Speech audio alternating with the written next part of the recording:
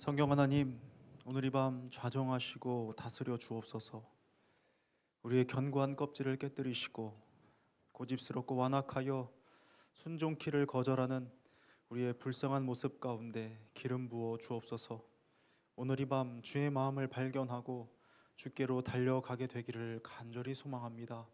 성령 하나님, 충만히 임재하여 주옵소서. 감사드리며 예수님의 이름으로 기도드립니다. 아멘. 오늘 우리에게 주신 하나님 말씀 에스겔서 11장입니다. 에스겔서 11장 18절에서 25절까지 말씀입니다. 한 절씩 교독하시고 마지막 절 같이 읽으시겠습니다. 제가 먼저 읽을게요. 그들이 그리로 가서 그 가운데의 모든 미운 물건과 모든 가증한 것을 제거하여 버릴지라. 내가 그들에게 한 마음을 주고 그 속에서 새 영을 주며 그 몸에서 돌 같은 마음을 제거하고 살처럼 부드러운 마음을 주어 내 율례를 따르며 내 규례를 지켜 행하게 하리니 그들은 내 백성이 되고 나는 그들의 하나님이 되리라. 그러나 미운 것과 가증한 것을 마음으로 따르는 자는 내가 그 행위대로 그 머리에 갚으리라. 나 주 여호와의 말이니라. 그때 그룹들이 날개를 드는데 바퀴도 그 곁에 있고 이스라엘 하나님의 영광도 그 위에 덮였더니 여호와의 영광이 성읍 가운데서부터 올라가 성읍 동쪽 산에 머무르고 주의 영이 나를 들어 하나님의 영의 환상 중에 데리고 갈대아에 있는 사로잡힌 자 중에 이르더니 내가 본 환상이 나를 떠나 올라간지라. 내가 사로잡힌 자에게 여호와께서 내게 보이신 모든 일을 말하니라. 아멘. 여러분, 훌륭한 위인 하면 떠오르는 인물이 있으신가요? 어렸을 적에는 존경스럽고 또 닮고 싶은 위인 한 분쯤 마음에 담고 살았었는데요. 요즘 시대는 가치관이 또 시대의 모습이 많이 달라진 것 같습니다. 그래도 아직 위인전은 계속해서 출간이 되는 것 같더라고요. 보니까 세계를 빛낸 50명의 위인들이라는 책이 있었습니다. 각 분야별로 10명씩 위대한 업적을 남긴 분들을 소개해 주더라고요. 지혜로운 위인 파트에서는요, 링컨이나 만델라 같은 분들이 계셨고요. 도전가 파트에는요, 콜럼부스나 스티브 잡스 같은 분들이 계셨습니다. 문학예술 파트에는요, 세익스피어나 모차르트, 또 다빈치, 그리고 과학 분야에는 뉴턴이나 에디슨 등등. 또 봉사 파트에는요, 테레사 수녀, 간디, 페스탈로치 같은 분들이 계셨습니다.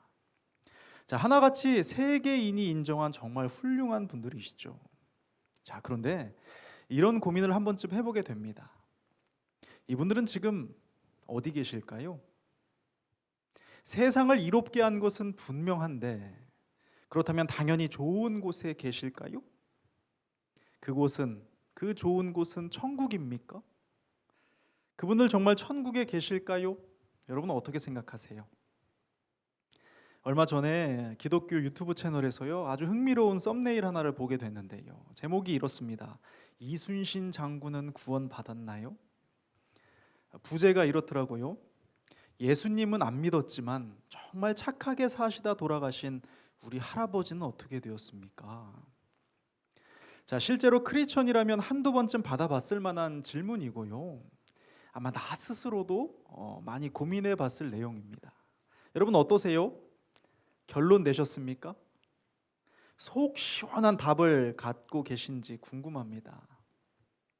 한국인이 존경하는 위인 1, 2위를 다투는 이순신 장군과 세종대왕, 자, 이분들은 구원을 받았을까요? 왜 500년 전에 사셨던 이순신 장군의 구원이 현재의 사람들에게 그토록 중요한 이슈가 됐을까요?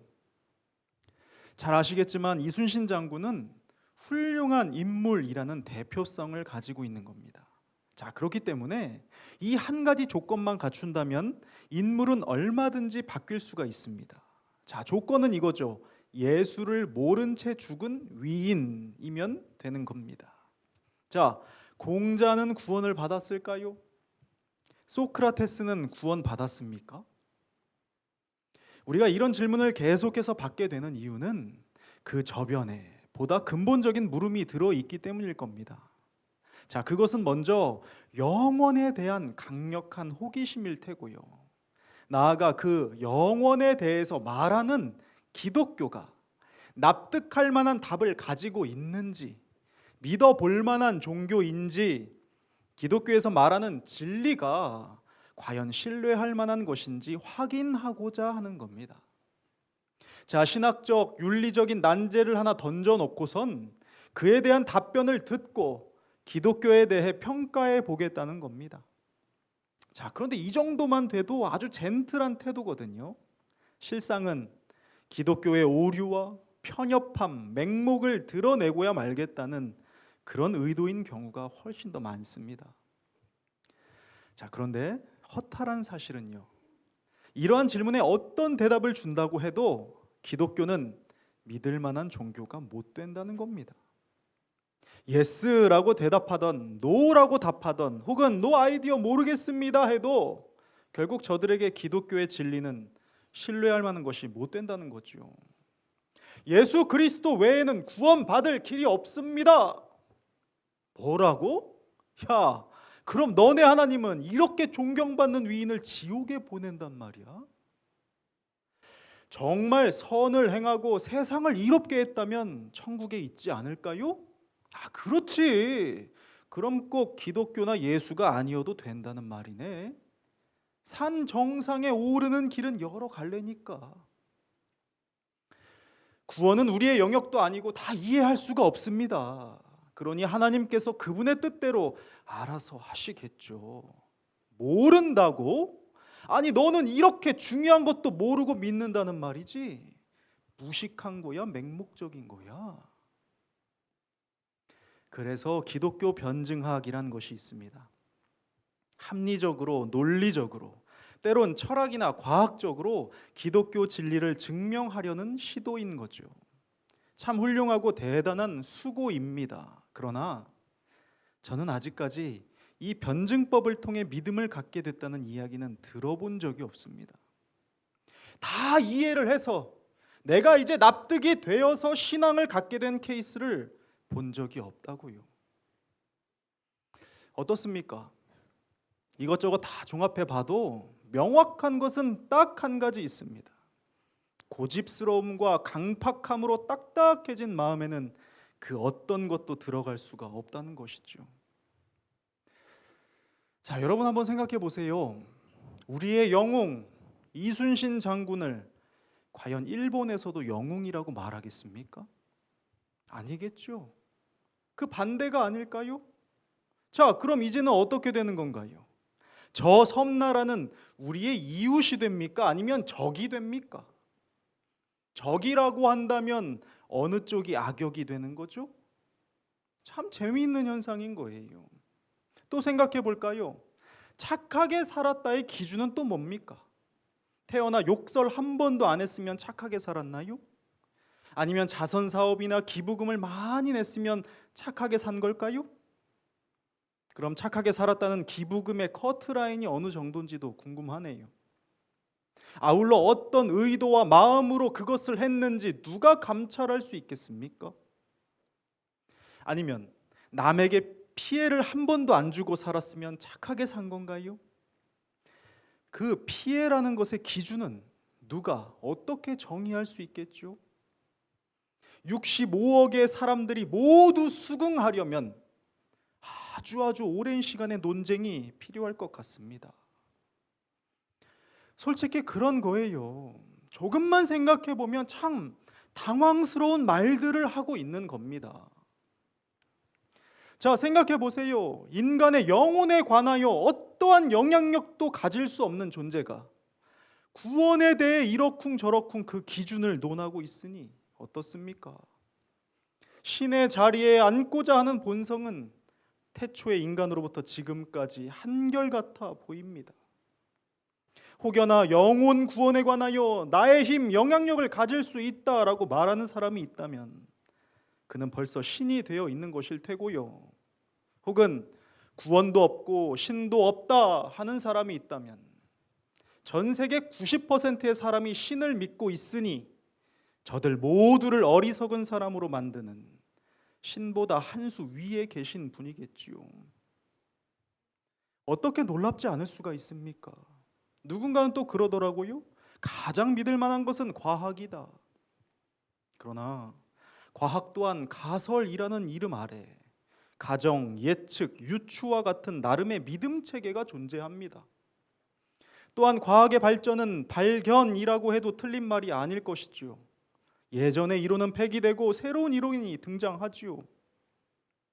자, 새로운 것을 발견해내는 지식과 지혜에는 정말 박수를 보낼 만합니다. 그러나 인간에게만 있는 그러한 발견을 가능케 하는 특별한 지식과 지혜는 어떻게 시작된 것인지 누가 보았습니까?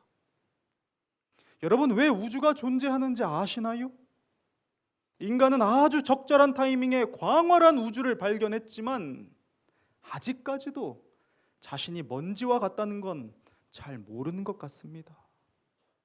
심지어 제 몸의 두통 하나, 복통 하나 스스로 해결 못하는 존재가 아니던가요. 종양까지는 바라지도 않습니다.